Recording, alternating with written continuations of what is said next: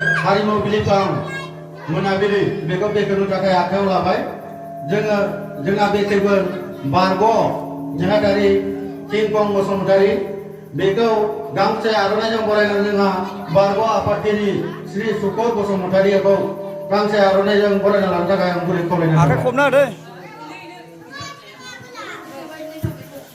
आखाइ खबना दायो बैसागु हारिमु बिलिफां बरायनाय फोरबोखौ बेखेवनो थाखाय आङो श्री किंकं बसुमतारीखौ फंनैसो बिबुंथि लाखिनो थाखाय खावलायदों। मानगोनां दिनैनि 2025 मायथाइनि 14 एप्रिल अर्थात सैथ्र दाननि जोबथा अक्ट' मोसौ थुखैनाय सान दिनैनि मोसौ थुखैनाय सानजों लोगोसे जोंनि 2025 मायथाइनि बैसागु फोरबोखौ बरायनायनि सानाव जोंनि गामिनिनो लाइमोन सेंग्रा सिख्ला अनजालु अनजालिफोर बिनिनो दैदेनगिरि लाइमोननिनो नेहाथारि आफादगिरि बिथांमोननिसिम आङो आंनि गोसो गोरबोनिफ्राय आंनि अननाय बोर सारस्रिहरबाय।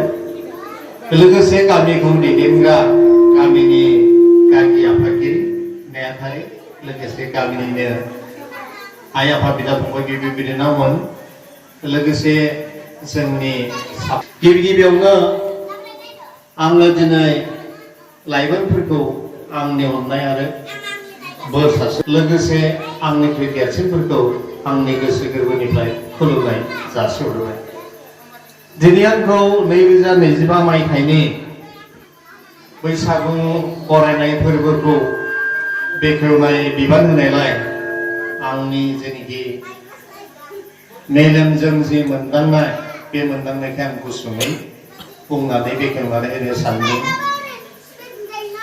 गिबियावनो आं बुंनोसै बैसागुआ बबेनिफ्राय फैयामोन आरो सोर फालिजेनामोन। बे मोनसे जोंनाव सोंलु फैयो गोदोनि बोराय बुरैफोरनावबो दानि सेंग्रा सिख्लाफोरनावबो बेखौ जों गोसोआव लाखिनाया मोजां।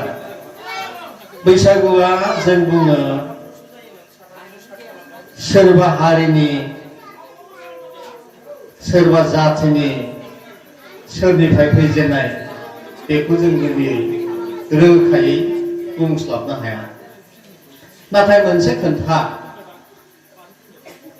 सोर फालिजेनामोन बेयो जाबाय जोबोद साननो गोनां आरो मिथिनो गोनां।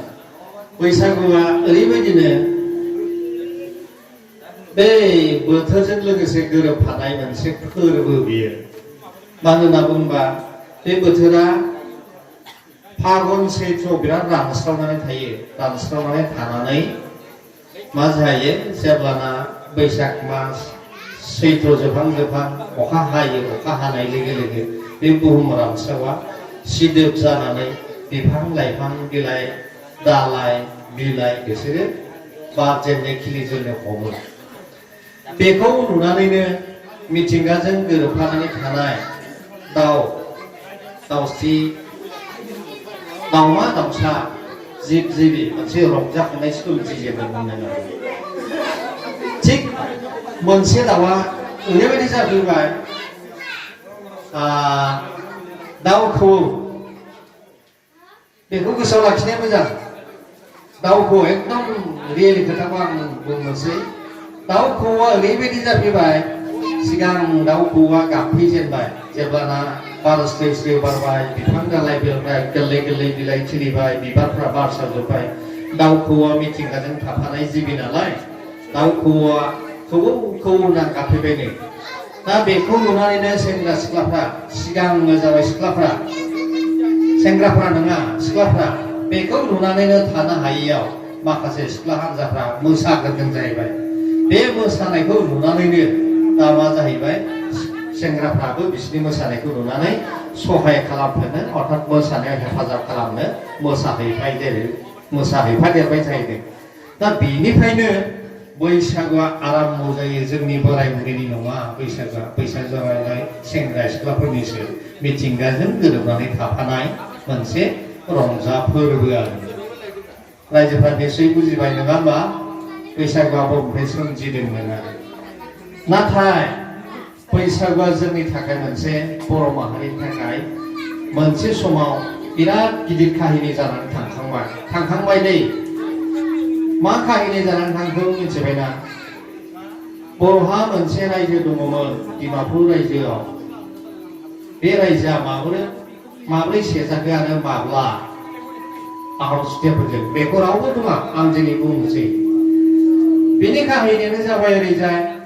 जोंनि बर' माहारिया बैसागुखौ फालिबाय थानायावनो बिराद जायै लोङै गोदोनानै इन्टारेस्ट दंमोन जाहैदों बे समावनो आहम सुथियाफोरा बर'फोरखौ खायदा लानानै फार्स्ट गिबिजेन बर' हारिनि रायजोखौ गाग्लोबहैजेनदों बेनिखायनो गोसोआव लाखिनाया मोजां बैसागु समाव मोनदों होननानै जों जुमाय लोंनानै बारा खारलाबायनो नाङा होननानै सेखन खालामो दा बेखायनो जुमायखौ फालिनायजों लोगोसे लोंनाया खम जायाखैबा बेखौ गोरों गोराफ्रा मिन्थिनानै जुमायखौ खम लों नाथाय बैसागुखौ जों बावनो नाङा होननानै बेखौ दा फालिनो हमदों आरो बेखायनो बैसागु बिदाय फालियो आरो बैसागु बरायनाय फालियो बेखौ जोङो लाबोनो गोनां जादों आरो गोरों गोराफ्रा बेखौ मिन्थिनानै